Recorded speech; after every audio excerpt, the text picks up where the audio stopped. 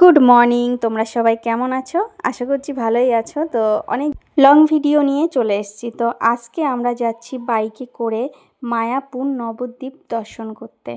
তো আগেও একবার গেছিলাম, তো আগে গেছিলাম ট্রেনে, আজকে বাইক ট্যুরেই যাব। তো সকাল সকাল ঘুম থেকে উঠে আগে স্নান করে রেডি হয়ে বাইক থেকে বেরিয়ে পড়েছি। তখন প্রায় 8টা বাজে। তো আমরা বাড়ি সকালবেলায় এত সুন্দর ওয়েদার, ওয়াও! মানে কি বলবো, বলে বোঝানোর মতন শব্দ নেই আমার কাছে, এত ভালো লাগছিল। সকালবেলায় যেহেতু বাড়ির থেকে তাড়াতাড়ি বেরিয়ে গেছি, নাস্তা করার সময় পাইনি, তো বাইরে থেকেই আমরা পরোটা খেয়ে নিলাম, নিয়ে তারপরে আবার শুরু হয়ে গেল আমাদের জার্নি। তো কি বলবো, এটা নবদ্বীপের কাছাকাছি ছিল ব্রিজটার, আমি নাম জানি না। খুবই সুন্দর জায়গা, চারিদিকে জল আর কি বলবো, গাছপালা হারিয়ালি চারিদিকে। বলতে বলতে আমরা চলে এসেছি নবদ্বীপের গেটে। তো এখান থেকে আমরা যাব। আমি আগে কোনো দিন নবদ্বীপে আসিনি, মায়াপুর গেছিলাম। তো বাইকের জন্য হয়তো আমরা নবদ্বীপটাও দেখতে পাচ্ছি, অন্যভাবে আসলে হয়তো কোনো দিন দেখতে পেতাম। তো বাট আমি দেখিনি, এই প্রথম আমার কাছে নবদ্বীপ ঘোরা। আমি যখন ঘুরতে গিয়েছিলাম সেই সময় ছিল রাসের মেলা, আর রাসের মেলা তো নবদ্বীপ, মায়াপুর আর শান্তিপুর ফেমাস। আমি আদৌ কোনো দিন দেখিইনি রাসের মেলা। তো এই থ্রু আমার দেখা হয়ে গেল রাসের মেলা কেমন হয়। আমরা নবদ্বীপে ঠাকুরের দর্শন করেছি, কিন্তু আমি যেই সময়টায় দর্শন করেছি সেই সময়টায় কোনো ভিডিও ক্লিপস নেওয়া হয়নি, ওর জন্য তোমাদেরকে দেখাতে পারিনি। তারপর মন্দিরের থেকে পুজো দেখে তারপর প্রসাদ খেয়ে আমরা বেরিয়ে পড়েছি। নবদ্বীপ মন্দিরের সাইডে আরেকটা মন্দির ছিল, সেখানে গেছিলাম আমরা দর্শন করতে, যেয়ে দেখি দরজাটা বন্ধ। কিন্তু ওখানে পুকুরের ভেতরে কত বড় বড় মাছ ছিল, অনেক মাছ ছিল।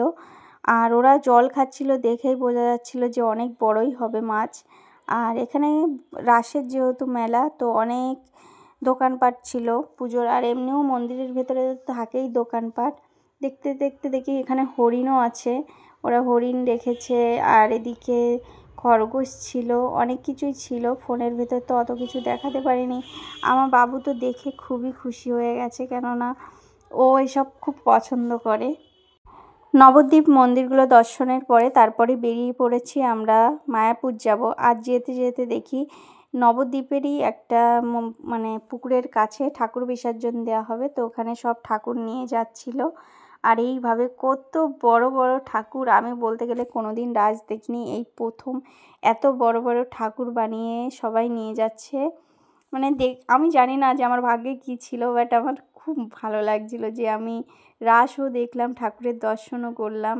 আর এই মায়ের মূর্তিটা কি বলবো, কত বড়, আমি দূর থেকেই দেখে অবাক কালীমার রূপটা।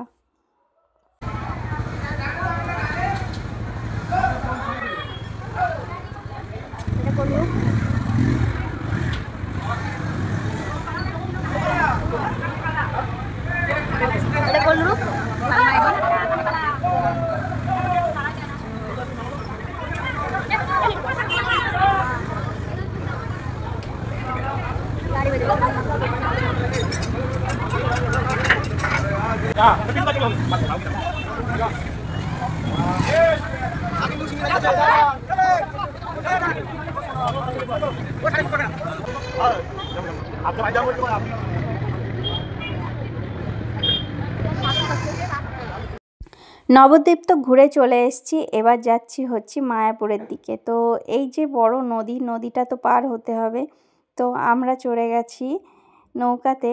আর নৌকার ভেতরে তো বুঝতেই পারো কত সুন্দর ভিউ লাগে। বলতে বলতে চলে এসেছি আমরা মায়াপুরের দর্শন নিতে। আর মায়াপুর তো দেখতেই পাচ্ছ কত কাছেতে সুন্দর লাগছে, বলে বোঝানো যাবে না।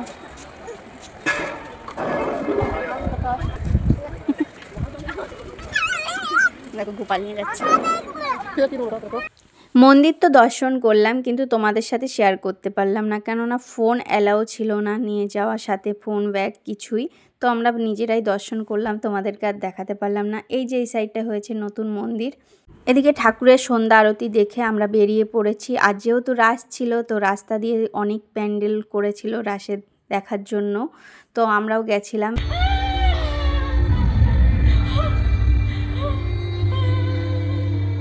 तुमने मेरे पति को क्यों मारा? मुझे भी मार दो।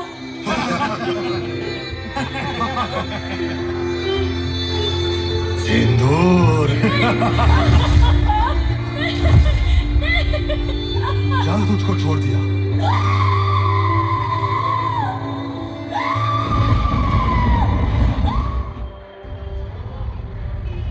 এদিকে তো আমরা রাস দেখতে বেরিয়ে পড়েছি, কিন্তু প্রচণ্ড ভিড়। এত ভিড়ের ভেতরে আবার বাইক নিয়ে, মানে যেখানটায় আমরা 10 মিনিটের রাস্তা পার করব, সেখানে আমাদের 1 ঘন্টা সময় লেগে যাচ্ছে। তো বাইক নিয়ে যেহেতু বেরিয়েছি, তার জন্য তো দেখতেই হবে। আর আমি যে শান্তিপুরে এই প্রথমবার গেছি রাসের মেলা দেখতে, তো আমরা তো জানি না কোথায় কি হয়, ওর জন্য বাইক নিয়ে বেরিয়েছি। বেরিয়ে দেখে এখান থেকে রাস্তা দিয়ে হাঁটারই জায়গা নেই, আবার বাইক নিয়ে। তো অনেকটা সময় লেগেছে আমাদের ঘুরতে, রাত হয়ে গেছে। এদিকে মাম্মাম আর বাবু তো দুজনের ট্রেন চললো, তো আমাদের খিদে লেগে গেছিলো। আমরা বললাম একটু চাউমিন খেয়ে বাড়ি চলে যাব। তো চাউমিন খেয়ে আমরা বাড়ি চলে আসলাম। টাটা। ভিডিওটা কেমন লাগলো জানিও।